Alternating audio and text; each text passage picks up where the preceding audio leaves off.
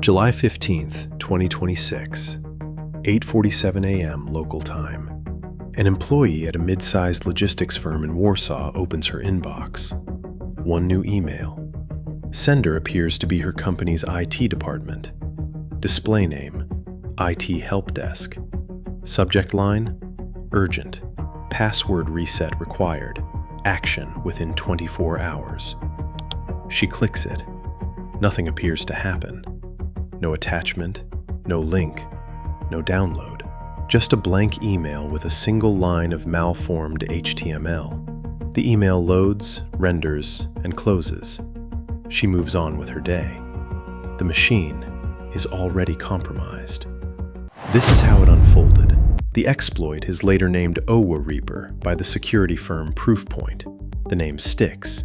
It describes what the vulnerability does to Outlook web access. It reaps inboxes, reaps credentials, reaps entire networks. The exploit does not require a click. It does not require a downloaded file. It does not require the user to do anything beyond open a single email. It is a half-click exploit. One opening, one compromise, no further action required. The vulnerability lives in the way Microsoft Outlook Web Access parses certain HTML elements. Specifically, the bug resides in the OWA rendering engine's handling of malformed HTML comments and nested tags.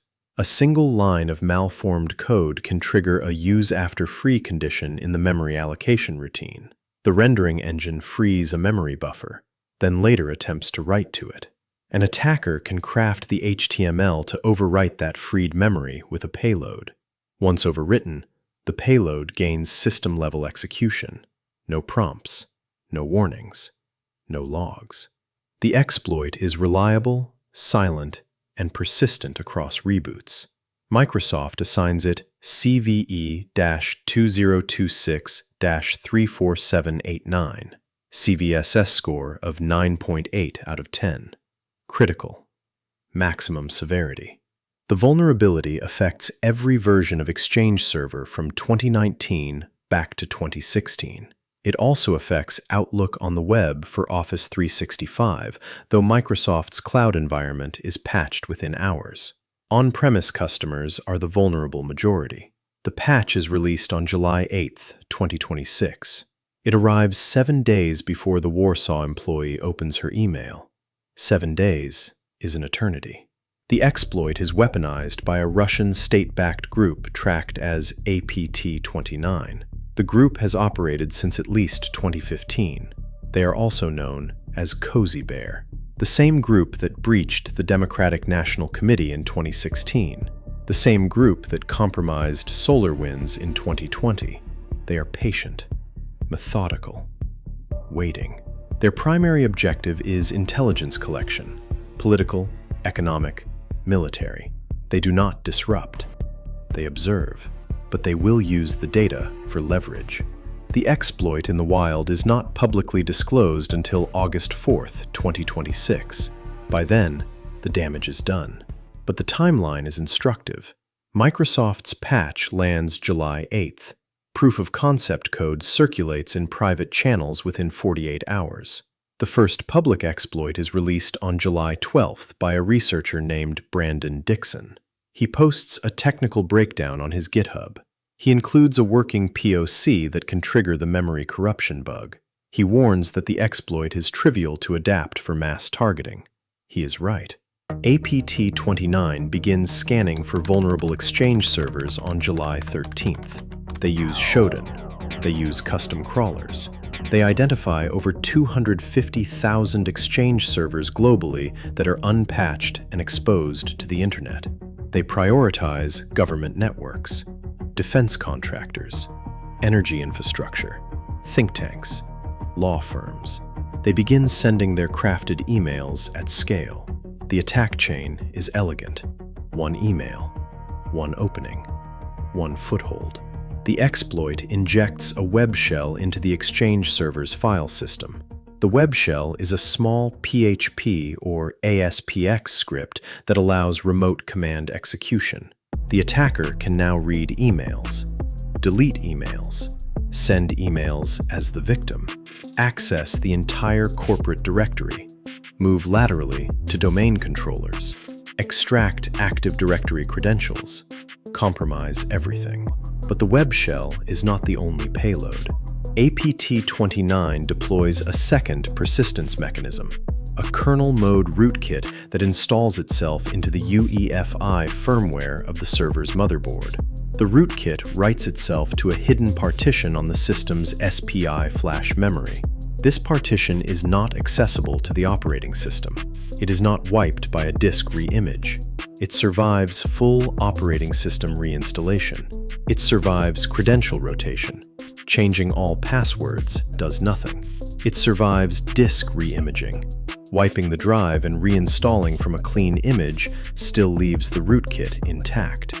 The only way to remove it is to physically replace the motherboard. The attacker does not need credentials. The attacker owns the machine. Proofpoint's analysis later reveals that the rootkit is a modified version of a known UEFI threat called Moonbounce, previously used by the same group. The modification makes it even more stealthy. It hooks the system's boot process at the very first stage, before the operating system loads. It then hides its memory footprint by using DMA, direct memory access, to bypass the operating system's integrity checks. Forensics teams find nothing. Traditional antivirus sees nothing. The machine is a zombie. The Warsaw employee's company is not the target. She is an entry point. Her credentials are used to send a second wave of emails to her clients. One of those clients is a Polish defense subcontractor. The subcontractor has a contract with NATO. The NATO network is air-gapped, but the subcontractor's finance department is not. The attacker pivots through the subcontractor's VPN. They exfiltrate procurement documents, shipment schedules, troop movement plans, all in plain text.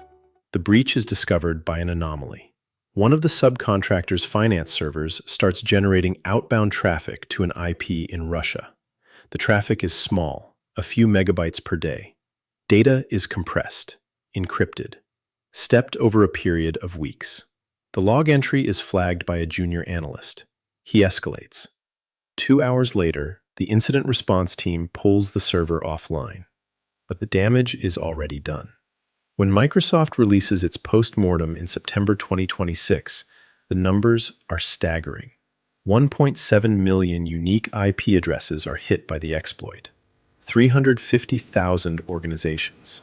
47 countries. Governments in 6 NATO states are compromised. 3 Fortune 500 companies. 2 critical infrastructure operators. The full extent of data exfiltration is unknown, because many victims never detected the breach. The UEFI rootkit left no trace. The U.S. Cybersecurity and Infrastructure Security Agency, CISA, issues an emergency directive on July 16th. Federal agencies have 72 hours to apply the patch. 80% comply. The rest do not. They are running legacy Exchange versions that require custom migration plans. They buy time. Time they do not have. ATT&CK does not stop after one exploit. They develop a second variant. This one targets Outlook desktop clients.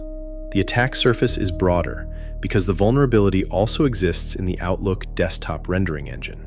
The proof of concept code is published on a Russian language forum on July 18th. The poster's handle is Frosty. Frosty is a 19-year-old from Moscow. He is not working for the state. He is working for money. He sells the exploit for 50 Bitcoin, approximately $3.2 million at the time. The buyer is a ransomware group tracked as Medusa. Medusa uses the exploit to deploy ransomware on 12 hospital systems in the United States. The ransomware encrypts patient records, MRI scans, blood test results, emergency room admissions. The hospitals pay. They have no choice. Patients are dying. The FBI investigates the ransomware attacks. They find the same web shell signature, the same IPs, the same command and control infrastructure. They issue a joint advisory with the Department of Health and Human Services. The advisory recommends patching. It also recommends assuming compromise. The hospitals are already compromised. The damage is done. The OWAReaper exploit exposes a fundamental problem. The software supply chain is fragile. Microsoft releases patches. Organizations do not apply them. The average patch deployment time in 2026 is 34 days. The average exploit time is 3.4 days. The window of vulnerability is 30 days, a month. The exploit also exposes the asymmetry of cyber warfare. A single 19-year-old in Moscow can weaponize a vulnerability in hours. A government-backed team can exploit it at scale. Defenders need to patch millions of servers. Attackers need to find one unpatched server. 1. The NSA intercepts communications between ATT&CK and the Russian Federal Security Service, FSB, in early August. The communications are vague. They reference the mailbox problem. They reference the inboxes. They do not mention Exchange. They do not mention Huawei. The intercepts are classified. The NSA briefs the White House. The White House calls Moscow. Russia denies involvement. The attacks continue. By late September, ATT&CK pivots to a new target: European energy infrastructure. A German natural gas terminal in the North Sea. The terminal provides 40% of Germany's gas supply. The attackers gain access through the terminal's billing system. The billing system is connected to the terminal's operational network. The operational network controls the valves. The valves regulate the flow. The attackers do not close the valves. They could. Instead, they observe. They watch. They document. They take screenshots of control panels. They record pressure readings. They leave a back door. They exit. The German Federal Office for Information Security, BSI, detects the intrusion in October. They find the web shell. They find the back door. They find no evidence of data exfiltration, but they find evidence of reconnaissance. The attackers were mapping the network. They were preparing for a future operation. The operation never came. This time. The OWAReaper exploit is patched. The patch is effective for new systems, but the compromise persists. Systems infected before the patch require full hardware replacement. The UEFI rootkit is not removable by software. Credential changes do nothing. Disk wipes do nothing. Hundreds of thousands of systems remain compromised. Many do not know they are compromised. Many do not have the resources to find out. Many do not care. In December 2026, a security researcher in Poland discovers a third variant of the exploit. This one targets on-premise Exchange Server 2013. Microsoft stopped supporting Exchange 2013 in April 2024. The vulnerability exists. It will never be patched. The researcher estimates 50,000 organizations still use Exchange 2013. The estimate is a guess. The actual number is likely higher. The OWAReaper exploit is not the first. It will not be the last. The pattern repeats. Vendor releases patch. Attackers weaponize. Organizations delay. Attackers exploit. Organizations respond. Attackers adapt. The cycle continues. But there is a deeper layer. The UEFI rootkit used by ATT&CK is not a standalone tool. It is part of a larger ecosystem. Other state actors, China, Iran, North Korea, have acquired the source code. It has been traded on underground forums. It has been modified and repurposed. By early 2027, multiple unrelated hacking groups are using variants of the same UEFI persistence mechanism. The proliferation makes attribution nearly impossible. A hospital ransomware attack could be Russian. It could be Chinese. It could be a teenage kid in Romania. The forensic evidence is identical. The logistics firm in Warsaw, the one where the employee opened the first email, hired a forensic team in August 2026. They found the web shell. They found the rootkit. They replaced the server motherboard. They restored from backup. The process took 6 weeks. The firm lost 4 million euros in downtime. The employee received no notice, no follow-up. She just stopped being asked to reset her password. But here is the final detail. On December 23, 2026, the same logistics firm's internal monitoring picks up an outbound connection from that same server, the one with the replaced motherboard. The connection is brief, a few packets, then silence. The destination is a known APT-29 command and control node. The machine is talking again. The attacker never left. They simply moved to a different part of the network, a backup server that was never checked. The rootkit was not the only persistence mechanism. There was a second backdoor, a scheduled task that reinstalled itself after every reboot. The forensic team missed it. The attacker had been watching the entire time. The Warsaw employee still uses the same password she used in July. She never changed it. She never thought to. She still opens emails. She still clicks on subject lines. The machines are patched now. The attacker is still there.